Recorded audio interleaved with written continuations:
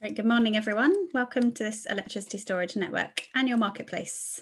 So hopefully you're in the right place. So as you take your seats with your cup of tea, hopefully, we'll just wait for a few of you to kind of sign in.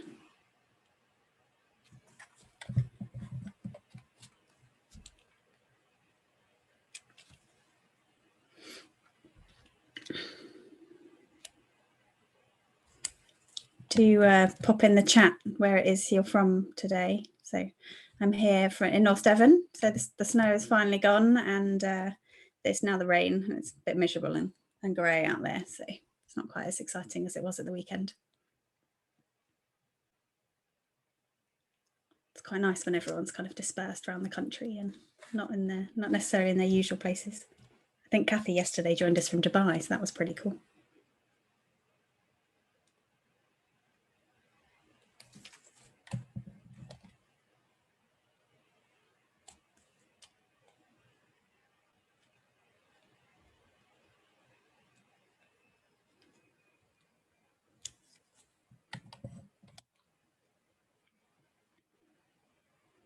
Okay, great. So I think I'll get going.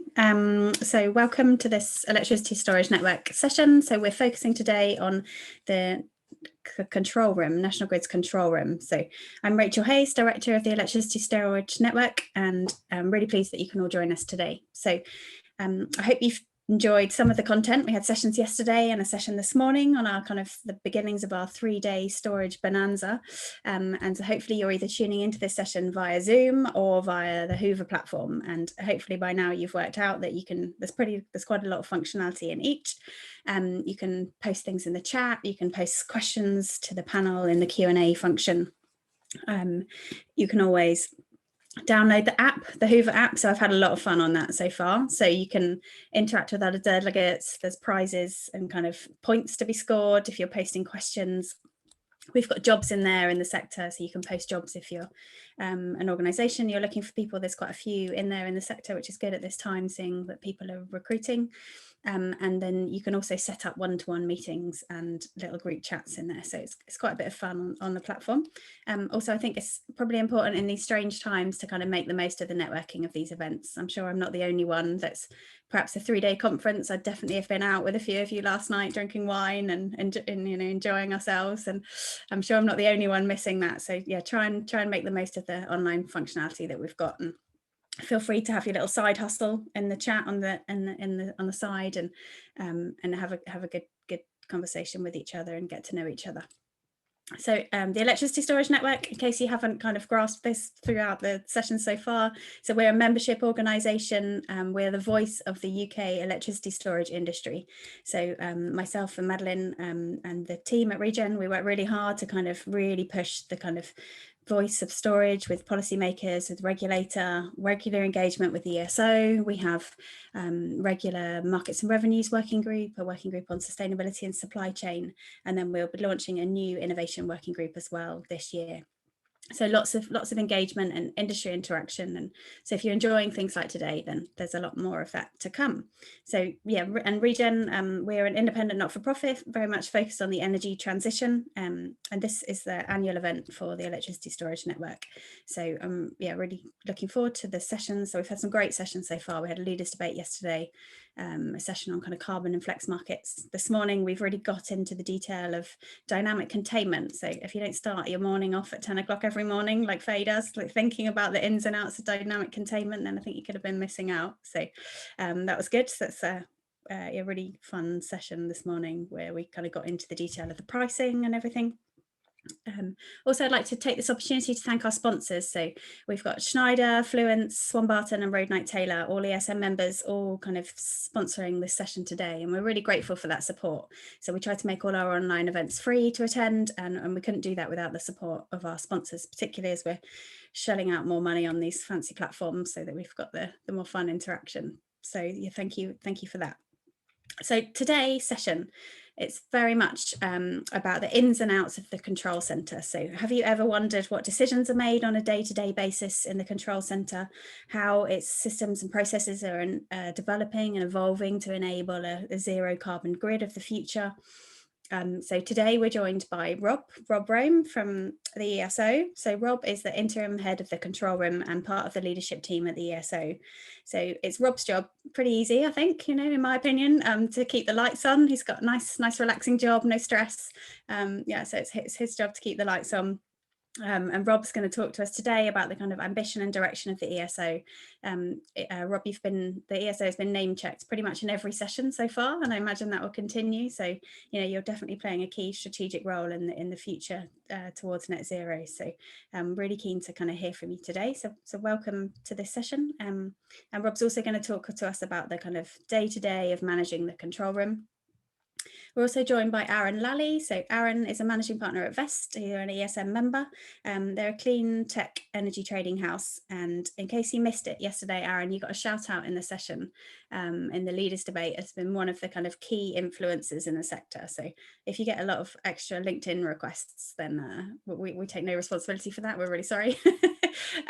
So you got a shout out yesterday. And then to you guys as the audience, so we have the opportunity for you today to put yourselves in the role of the control room. So we're going to do some polls, and Rob will talk you through these, and you'll get the opportunity to kind of have the opportunity to make the decision of some of the things that might happen in the control room. And then kind of in keeping and in true homeschooling style, Rob will tell you whether you've made the right decision or not as part of those polls as we go through. So that should make today's session a bit more interactive. So I think hopefully we'll all come away from today with a little bit of a better understanding about the control room and how it works, and how Rob and his team really are kind of making decisions on the front line. And yeah, it's definitely, I was just saying to Rob before we joined, it's definitely a responsible job, this one. So Rob's definitely a grown up in my eyes, certainly. So Rob, really pleased to welcome you today. I think I'll take this opportunity now for you to bring up your slides and to welcome you to the session. Thank you, Rachel, and hello everyone. That was a cracking introduction to what I'm going to talk about, so I suggest we just get going in the spirit of dynamic containment. Rob Rome, I run the Electricity National Control Centre. It's across 2 control centres in the Wokingham area, and that layout's particularly useful given the COVID situation that we find ourselves in at the moment, because we can keep our people safe, we can keep the control room shifts split across 2 sites, and of course we're very focused on the safety of our people and on the continued successful operation of the control room, so that we can secure supplies at good cost for consumers. So the first slide there is a good one. So why does the ESO exist? Well, we've got a key role, not only just keeping the lights on today and tomorrow and next week and so on, but we want to enable the evolution or revolution of the energy market. It's an unprecedented time of change, as we all know, and we recognise our central role in enabling this change. And so, as it says on the slide, we want to ensure reliable, secure system operation to deliver electricity when customers need it. But we also want to transform the way it happens today so that we can create this smart and sustainable market to take into account all the new and innovative supplies that are coming online today. We want to facilitate competition, tell you what our requirements are, but then allow you to try and meet those requirements in the innovative ways that you do. And of course, that drives us all towards a sustainable whole energy future, which leads us on to our mission in the next slide. So our mission, as you'll all know, I'm sure, to enable the transformation to a sustainable energy system and ensure delivery of reliable, affordable energy for all consumers. So, it's a mission statement that we're very bought into and very proud of. And we recognise the importance of a clear set of goals into the future, which is why we've developed our vision of success in 2025. So if we go to the next slide, please. This is what we think success looks like in 2025. So you'll have heard us many times before saying that as the ESO, we want to operate an electricity system carbon free. So what does that mean exactly? So we use power sources made available by you, by the industry, to manage system balance, supply and demand. And if you tune in weekly to our transparency webinars, and I'd be keen in the Q&A to find out how many of you do so, you'll see on these operability waterfall diagrams that we put up there every week, the extent to which the ESO has to manage the system flows, has to manage the operability challenges that the system needs. And of course, it's that management in real time that we want to reduce. So that means we need to be ready to accommodate in 2025 whatever amount of zero carbon electricity is being generated by the market at a given time. So doing that and being able to do that or show real progress against that will lead us on to this path of net zero towards 2050. And of course, we can't do it alone. We need you. We need the help of market participants. And we want to help you and facilitate competition everywhere to allow you, as I mentioned before, to innovate and provide solutions to our operability needs. And you'll see there that we want to be seen as your trusted partner. So we want you to feel that you can trust us, that we don't have a vested interest, that we can be open with each other, for the benefit of consumers, and you truly feel there's the ability to work with us and co-create what success looks like in 2025 and beyond. So going to the next slide, the energy system, a nice little slide there, and you can see we've got storage providers added into that energy system. I mean, it's been a tremendous transition, hasn't it, from the old supplies of the past through coal and gas. Of course, coal's being phased out by 2025, as we know, and so we need to work on the system now to make sure that the operability services that those plants provide can be met elsewhere. And there's a slide later to just give you a feel as to how that's being met. But that's the landscape, and of course, the future energy system is one where we as society, we play more of a part. We play a leading role, don't we, in driving change, and certainly our FES documents provide a good range of how much consumer and society driven change will exist or could exist in the future. So how you power your homes and how you engage and play in the market will really shape the energy system of the future. And it's certainly an exciting time with significant change ahead. That's one thing we can promise, is significant change. So going to the next section of the presentation then, before we get to the exciting interactive bit at the end. What are the current and future opportunities? So if we go to the next slide, so this is a slide I mentioned. It's got our operability challenges on the left-hand side there, volts, thermal stability, frequency restoration. And it's got the timeline, between now, last year, 2020, and 2025. And of course, the milestones that we want to meet in each year, which provides us evidence, and hopefully you too, that we're on track, to meet the 2025 ambition. But what is the ambition? So, we want to build towards 2025 with a set of balancing products and market providers, so we can meet these extended periods of zero carbon in 2025.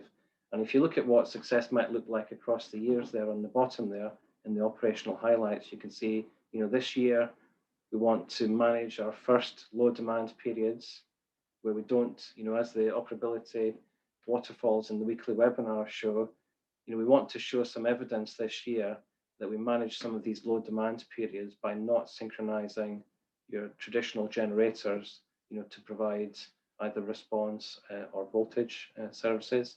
And of course, in the past, we've done that mainly overnight.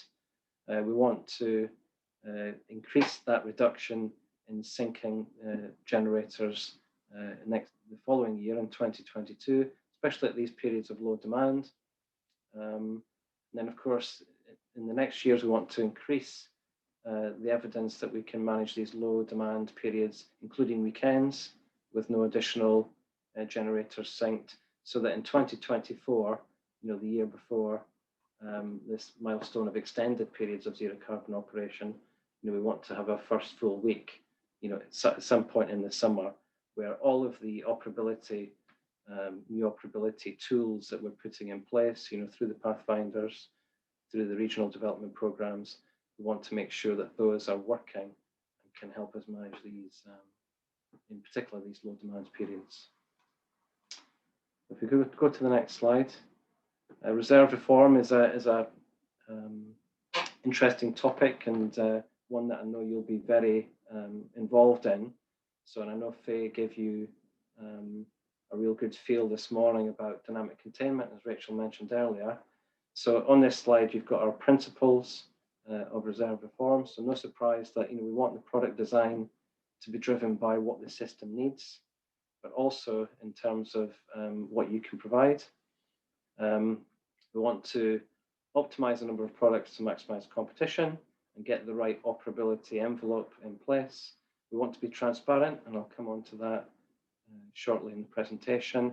We want to standardize products wherever possible, and we certainly don't want to discriminate at all. We want you to have a level playing field, want to remove any blockers which stop you from entering the different markets. So it's important that we design these things together, and ultimately our aim is to have this single market platform in 2022 to enable you to compete with each other on this level playing field. So on the next slide we have, and I know that Faye will have gone into this in a lot more detail, but certainly as part of our response reform, where we have these much faster acting products, which helps us in our 2025 aim of operating a lower demand system, lower inertia, with fewer conventional plants providing all of the normal services. So when we get to that situation, we need faster, if the frequency is going to move more quickly in that world, then we need faster acting response products. And the first one of these that's had a go live back in October is dynamic containment, as you all know. And so far there's been a real successful entering of the market by you and by other providers. So we've got almost 400 megawatts of registered assets. And of course, we're aiming to have about 1,000 megawatts of the low frequency form of dynamic containment by May. I know that's a challenge, but that's the ambition. And of course, by doing so, we'll be able to manage the system. We'll be able to allow more renewables on the system. We'll be allowed to have larger potential in-feed losses. And have a higher rate of change of frequency, which we haven't been able to have so far because the response products at the moment aren't fast acting enough. And of course, all of this helps get us on the path to 2025 and to reduce costs to the consumer. I'd like to go into transparency now and just touch on that and what we're doing in this space. So if you go to the next slide, so we made a commitment in the forward plan that exists now, the 2020-21 forward plan, and that commitment was to increase the transparency of operational decision making in the balancing mechanism. And it's something that we hear from you and industry participants all the time. We want to have a deeper understanding of your operational decision making. We want to get on the same page as you and understand what you're doing and why. And it's funny because with a crisis such as COVID, with any crisis comes opportunity. And so what we did when we had our first lockdown is we put in place this COVID weekly webinar, as it was called back then, back in March. And with your feedback, and we have 100, 150 attendees every week on that webinar. We've changed the name of this webinar to our Operational Transparency Forum. And we take a lot of feedback. We have an awful lot of questions at the end of each one, and a lot of good feedback on those webinars to say that they do help, get you on the same page as us in terms of understanding the decisions we're making in the control room and why. And so that's really, really helped with this commitment, and we intend to keep it going every week. If you don't know what I'm talking about, you haven't attended it, I would recommend that you do, and I can certainly help you get access to that webinar after this event.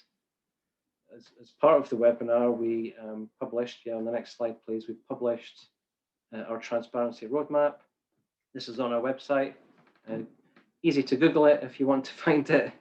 Just Google ESO transparency roadmap and you'll find it, no problem.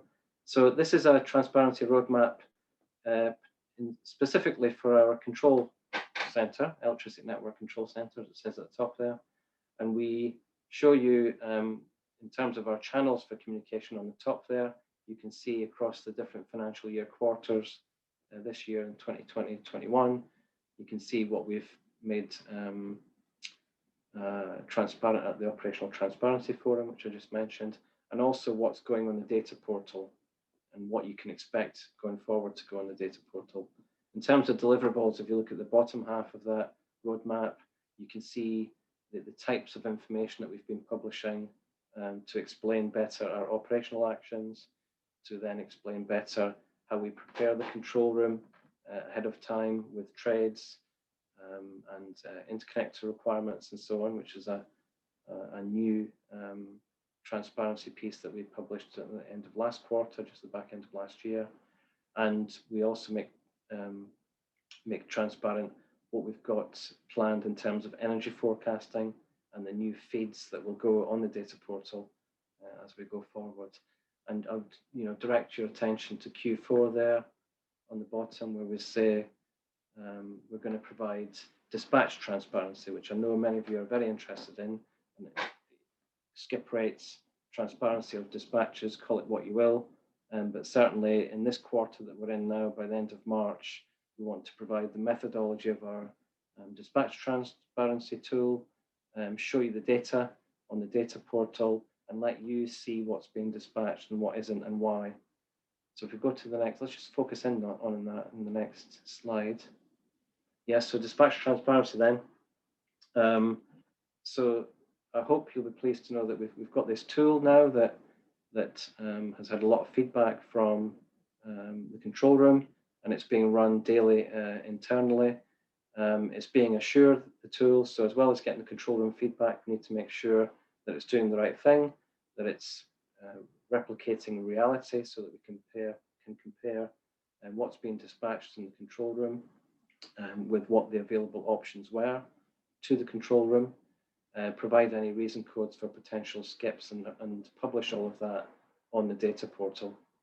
We'll then get your feedback on what you're seeing. No doubt you'll have lots of questions, and that's good because that helps us improve the information that we're publishing to you. And that's a big focus area. It's in our forward plan, and it's also something that we know you want to see, and that'll be delivered this quarter.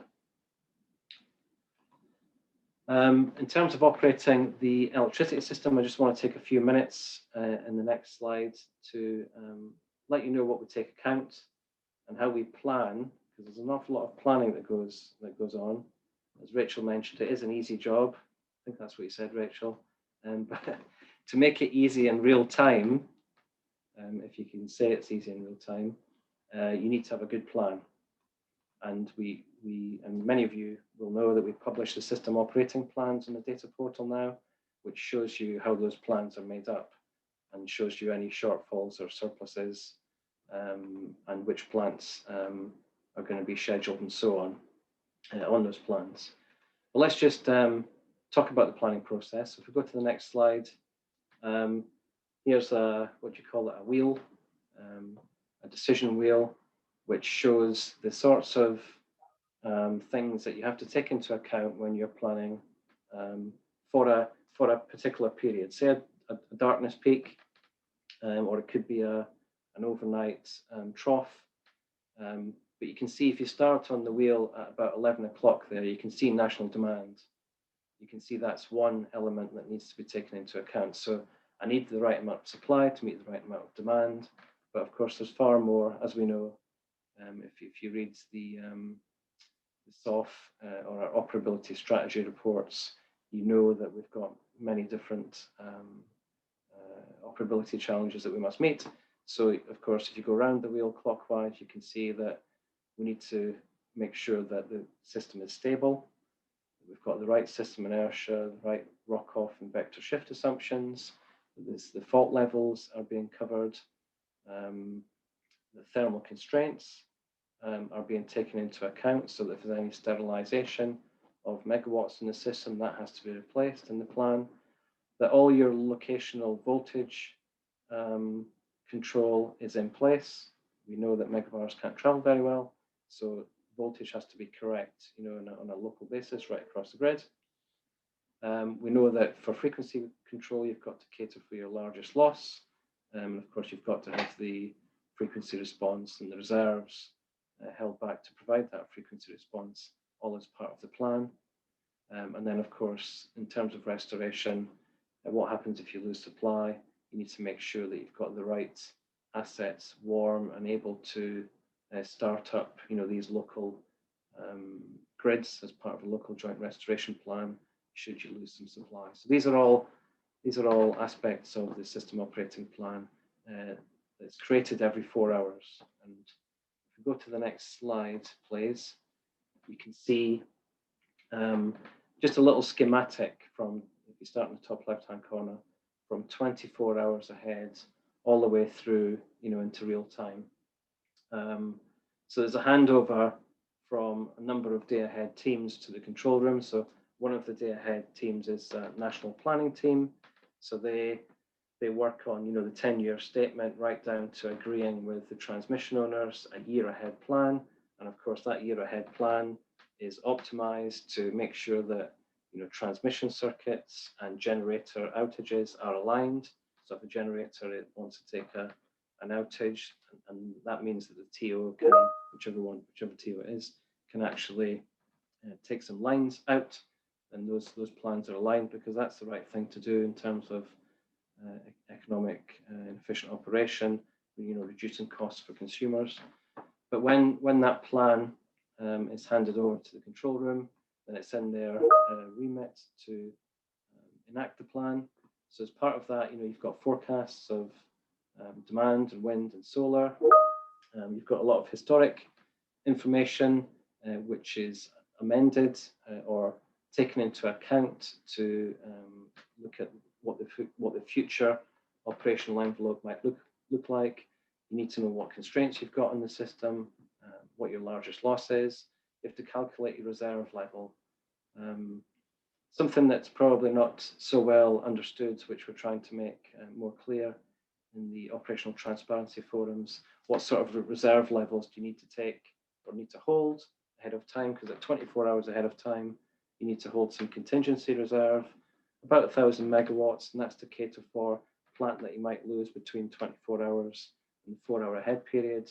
You also need to hold reserves for frequency response to cover your largest loss and to operate within the real-time window.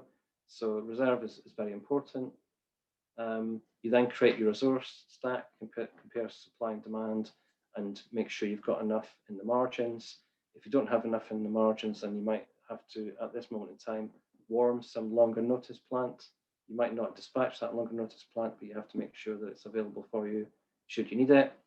Then the scheduling process happens, and this is the point where you decide if you need to, you look at what the market is delivering through all the physical notifications and the forecasts on wind and solar and demand, and you decide what you need to instruct as the control room in order to make sure you've got all the right reserves, you've got the generation in the right parts of the country, given the network topology and what outages you might have and so on.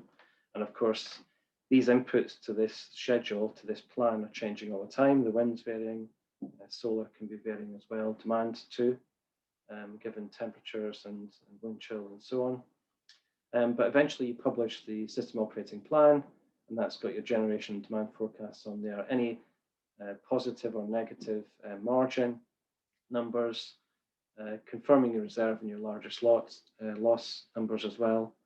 And then you need options, so that validates SOP there. You need options available to you if things don't turn out as they should. You then create some dispatch advice instructions, create your synchronization and desynchronization instructions that you might use in the balancing mechanism, and that's between 4 and 2 hours ahead. then finally, at 90 minutes ahead, right through into real time, the national balancing engineer and the zonal balancing engineers in one of the control rooms are looking at frequency and balancing very carefully, keeping the frequency within the operational limits. So a big planning duty that's on the control room there, and before we get into real time. So we go to the next slide. So what does this? We do that plan right now. As the energy transition happens, and it's something that we're really eager to facilitate.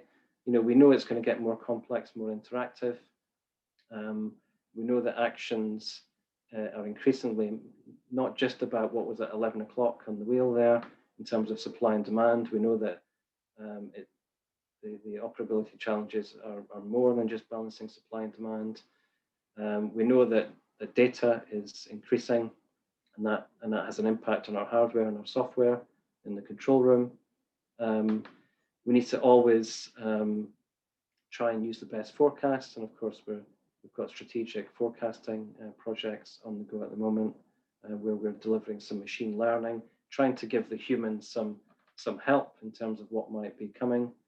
And that, of course, results in us modernizing our existing tools and trying to make them more future-proof, trying to give the market easier ways to connect to the control room. And of course, all the time providing whatever data we have, trying to provide that to market to make it really transparent and to make sure that all the right signals and the price signals are being facilitated through the competitive markets. A very exciting role. I'm sure you'll agree. So, shall we have a go at making some decisions then, with your help? I would like your help. Yeah, if we go to that next slide, please. So as Rachel mentioned, mostly things go to plan. So on good days, the outage plan is as you scheduled it. All the flows across the system in real time are the ones that you expected through the offline studies process that the national planning team have conducted. And the SOP, the system operating plan, is a good plan. Everything's accurate in there. National demand is accurate. Distribution of national demand is accurate. Constraint limits are accurate. And all the balancing mechanism units do what they say they would do. Your wins in line with what it would be, and so on. So that's when things go to plan. And so the control room enact the plan. If we go to the next slide, but things don't always go to plan. So in this first situation, it's 2 p.m. It's an evening shift. The shift handover took place at 2. Time progresses. It's now 3 o'clock in the afternoon, and it's October, Tuesday evening. And of course, at 3 o'clock, you're approaching a significant demand peak for that Tuesday evening. It's a week before clock change, and it's just before school half-term holidays. So that's the situation. If we go to the next slide. So all of a sudden, the phone rings. And the Scotland South Transmission Security Engineer, so that would be somebody from Scottish Power Transmission Network, calls the transmission manager in the ESO control room. And what do they say? If we go to the next slide. So if you look at the red dot there with the red arrow pointing to it, so there's a problem. There's a problem at the Hunterston substation. And transmission owners reported they've got a circuit breaker in distress there, and they're asking for an unplanned outage request for a whole circuit on the transmission network there. And because they have a safety issue with the circuit breaker, they're asking for it to be taken out urgently for investigations. So if we go to the next slide. So what would you do? So you get this call from the transmission owner in the south of Scotland, and they want to take what is a large asset out, take a line out of the Scottish network. What things would you consider? So we're not going to leave you empty-handed. We're going to show you the sorts of things that you might want to consider. And the question here is, and you can see them on the bullet points there, you've got safety, thermal overloading of circuits, voltage step change, generator stability, fault levels, reserve and response requirements, effect on generator restrictions or constraints, length of outage, reconfiguration of network, weather forecasts. So the question is, you've got three choices with all of these. Could you say whether all of these are either essential for the decision before you say yes to the transmission owner that they can have the circuit breaker on outage, which are essential, which are important, and which are not required? So over to you, please, to now vote.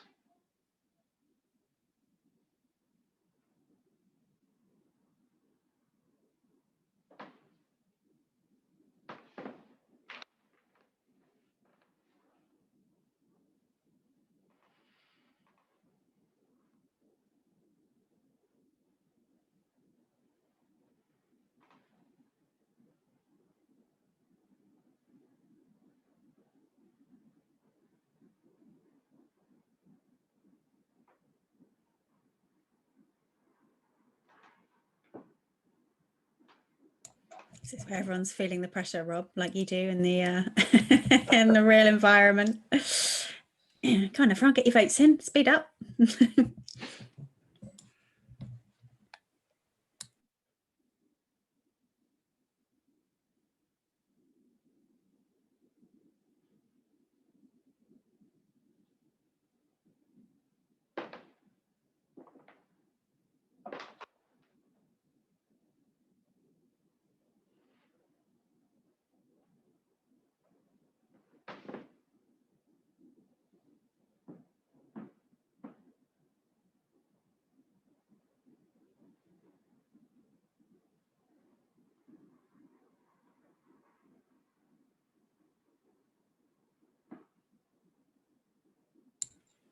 I think that's enough time, Rob, for everyone, don't you? Yeah.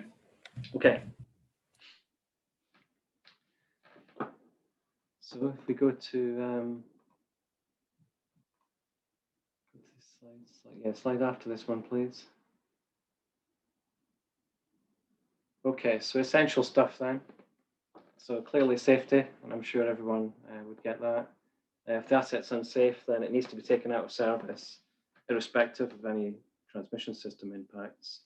The safety of the people on site, potentially working on site, public, which are close to the site. Safety is the number one priority. Other essential considerations that the transmission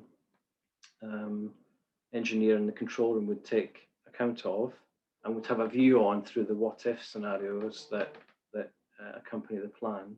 They'd want to assess the thermal overloading of circuits, the other associated circuits. If you take a circuit out, the power's got to go somewhere, it's got to find another route.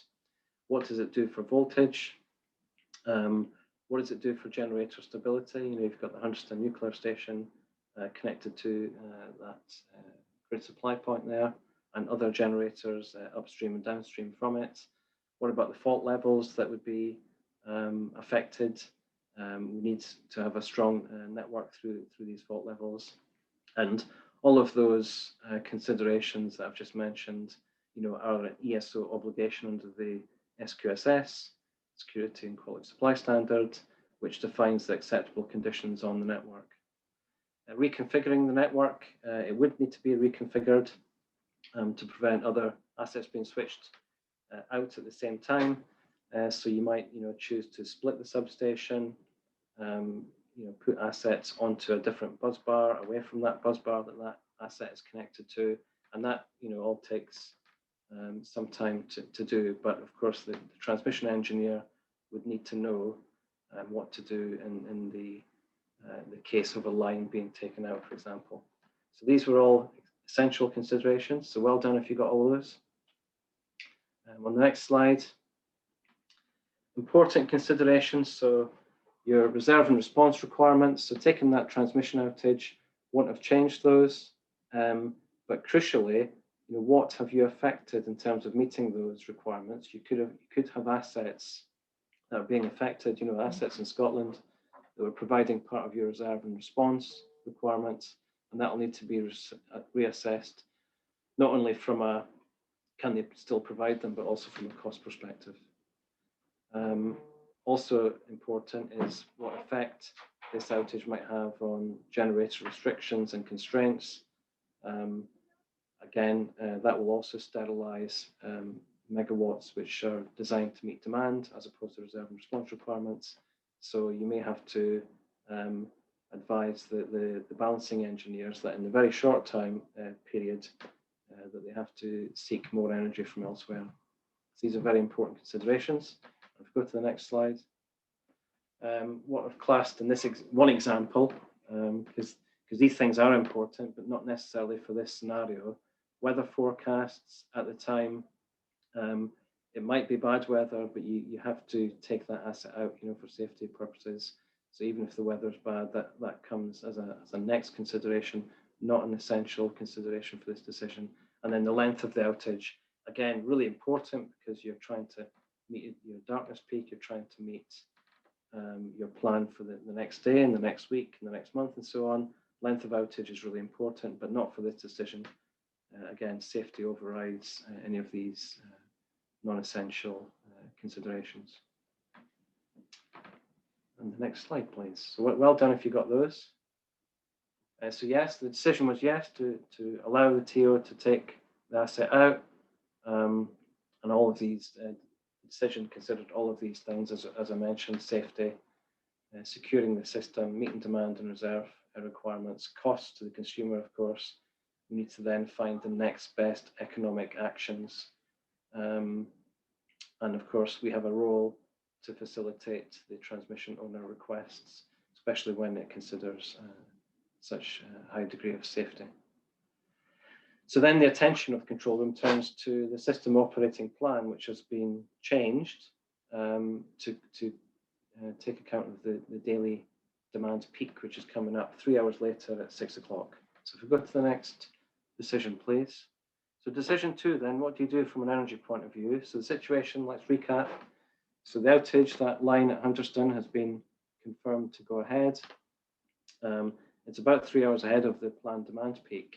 Now, crucially, releasing that outage in this example actually restricts a significant amount of generation. So it restricts, as it says on the slide there, 1,650 megawatts. And as part of the system operating plan, the control room had scheduled reserve to cover for losses of 1,400 megawatts. So that was 930 megawatts of what we call regulating reserve, and 470 megawatts to create response. So, so the SOP's been affected, as you can see. What risk factors were the control room thinking about at the time? So they were reasonably confident in demand, and wind was slightly shortfalling based on what was forecast. So the questions for the control room are, do we have enough short notice plant to meet that shortfall? And what about this contingency plant that we were holding?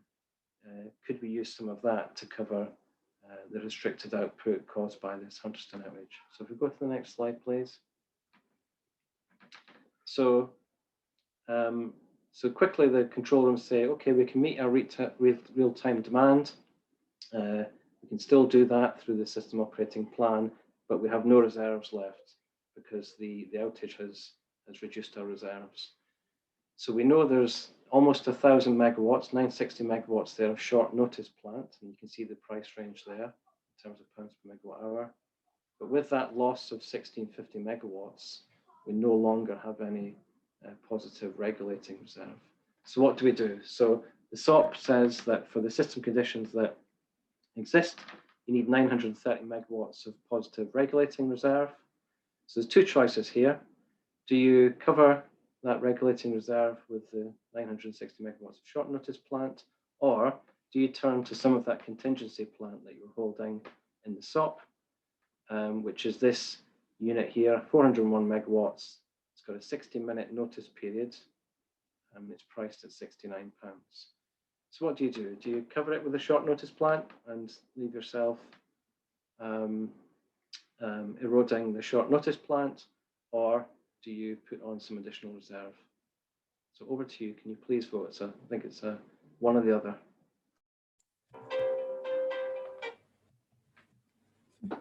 The background music, Rob, while everyone. Yeah, you almost got some music. So you've taken this role over from Ro, and Isabel Haig will be taking up the role in the spring. That's right. So there's no opportunity here to kind of recruit the group as to work in the control room as part of this process. I think we should have a merit order of respondees. Yes, see who's making the right decision. Yeah. Yeah.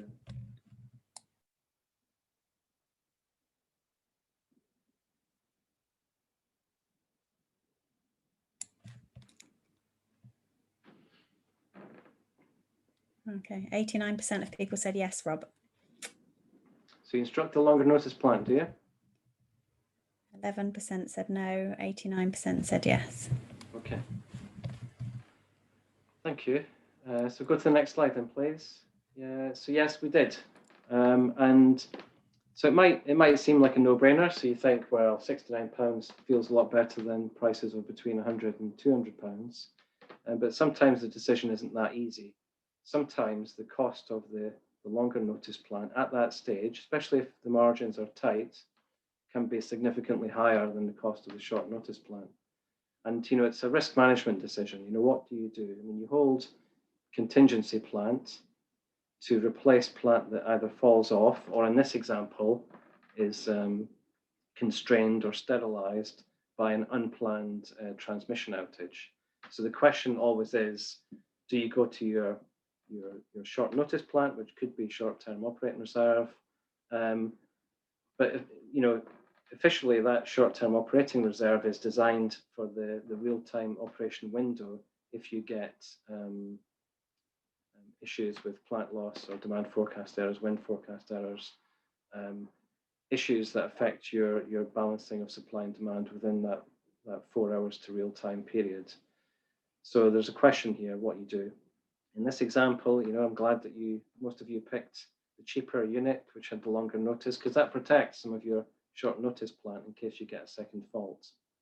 So again, there can be some grey in the decision, but in this example, I think it was quite clear that you commit that longer notice plant. It's a cheaper price, but I would point out that when it's a much higher price, and you feel you might need your short notice plant for later, then the decision is a little bit more difficult.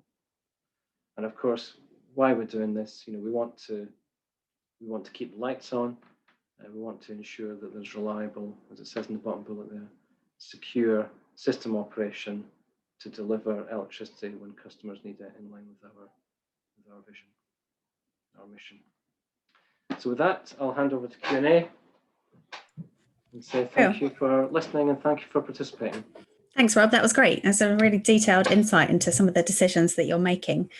So yeah, not just the weather, but also I saw the top TV programs are on the list there, in terms of keeping an eye on them. So that's really interesting. And I think, yeah, I know there's a lot of people really valuing your Wednesday engagement sessions at 11 o'clock. It was a great thing to continue from COVID. And also I was thinking that some of the kind of top issues that are coming up from ESN members, you've touched on a lot of those in your presentation. So things around skip rates and dispatch transparency, the merit order, also the culture in the control room in terms of the people. I was interested to see on your slide that you kind of highlighted that people were really kind of passionate and kind of keen to see this pushing forward. And I know there's a lot of chat in your business plan and the kind of issues around kind of IT and tech access and kind of improving the systems. We touched a bit this morning on kind of moving from that kind of manual tender process to kind of more kind of automated robot style structure. Yeah, so I'm going to hand over to Aaron. So Aaron, you've got the opportunity now in the kind of final 10 minutes to quiz Rob on the kind of top 3 issues. So these are your 3 free hits, I'm calling them. So you get to kind of quiz Rob on the top 3 issues you think on behalf of the sector. Great, thanks Rachel. Thanks Rob for the presentation. It was really insightful, and I guess kind of we got a view into exactly how tough you guys' job is.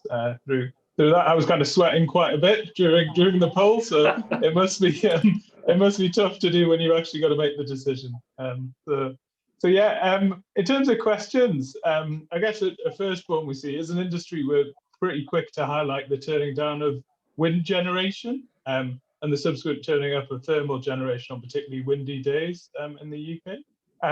It was just a general question. What energy storage tools can we provide the control room with to solve those sort of problems and to ensure we're storing that energy rather than potentially curtailing it? Yeah, it's a good point. I mean, I guess the transmission regime that we've got, it does lead you, to build less wires, if you like, and to incur some constraint costs, because that's, the economic and efficient thing to do. But even as you're doing that, I take the point that you always want to optimize, don't you? And I think storage can help, make most of this, low carbon, this green energy. Storage can help us to, manage the peaks and troughs in demand and get us even more efficient. Just because we've got the transmission regime efficient, it doesn't mean we can't continue to optimize and certainly, yeah, using storage, as you suggest, to take some of the surplus power out of the grid and store it and then use it later is definitely something that we want to progress. And of course, you'll be discussing that with our market development teams at the ESO. You'll be discussing, more intelligent ways to connect storage, and I know there's a lot of talk about smart use of EVs, other storage, and definitely if we can help with those conversations, facilitate the competitive nature of all the players, allow you through our modifications to our balancing suite to get access to those platforms, to those balancing markets, remove all those barriers, then I'm sure we can, together make a very good job of this. Yeah, so it dovetails quite well with my second question, I guess. We do a lot of work at Vest with clients on locational value of sites and potentially kind of how a certain location affects your trading revenue and the balancing mechanism. We point to other assets in similar or the same locations, and maybe bids and offers received by those assets and system versus energy actions and what have you. But I guess the question to you is, if we're looking at, say, a hydro plant in a particular location, and we say to a client, okay, or an investor, a builder of energy storage, right? Okay, you put your asset there, you could earn X amount more than average by having it in a particular location in Scotland, for example. Do you think that's a fair way to look at it? Do you think a battery in that location is going to be, I guess, kind of treated in the same manner as a hydro plant in that example, or do you think there's another way to look at it? I think, yeah, there's a number of ways to look at it, isn't there? That's a reasonable way to look at it. I know that market participants over many years have always looked at whether they are in a zone that suffers particularly with congestion or constraints, or are they in a particular place where there are not? And I guess with a storage asset, you want to take advantage of surplus power, but you also want the opportunity to then export it when there isn't a surplus. So I guess being a storage provider in an area where there tends to be too much, if you like, surplus, then you may not have enough opportunity to export your power. So it's a good way to look at it, I would say. We do publish on our website the sort of key constraint boundaries, if you like. We do provide information at the weekly webinars on which constraint boundaries are biting and how much they're costing and so on. So I know you can probably get all of that from the public domain anyway, but if there's any information that you do want additionally to what you do have, then please do engage with our weekly webinar, and it's certainly something that we could seek to, if there's data missing, for example, that would help you with this quandary, this decision that you're trying to make, then we can certainly try and get that data onto the portal. Yeah, great. I'll just echo what you said, Rob, and what Rachel said as well. The weekly webinars have been great. I think for transparency, it was great to continue them after COVID. It's really helped, and particularly the slides around constraints and how much you're paying away in particular locations. Great, exactly what we need as an industry. So yeah, just one final question. It's a bit of a kind of general question, but in terms of optimal durations and sizes of energy storage assets, for the most frequent scenarios you're dealing with in the control room, in the data you can see that on certain days, the control room frequently looks to certain assets in very similar scenarios. And I was just wondering, is there kind of a general size or duration of energy storage that the control room would be looking for if they wanted to dispatch it in these sort of scenarios, or do the control room need them to be in the same sort of size and duration as thermal assets, so hundreds of megawatts and longer duration? Yeah, and I guess each situation is different. You know, I sort of laboured on the production of the SOP. You know, it's a very important part of our processes. You know, because it shows for the different parts of the day, we have very different requirements. You know, for not just plant but also reserve. You know, and response and inertia. And all the various operability things that we need. So for a very peak, what's required is I guess quite a sharp burst of energy. Obviously, you need to meet the peak. You know, the control room talk about getting up the hill, but to actually meet that very peak demand across that peak half hour, you know, it doesn't have to be, you know, you could have a lot of plant getting you there, but if you needed to meet like a super peak on top, then that certainly is something that could be met with a short burst asset. Getting up that hill, you know, in terms of demand, you do need plants that are able to ramp up on a more gradual basis and provide, you know, bulk megawatts to meet that.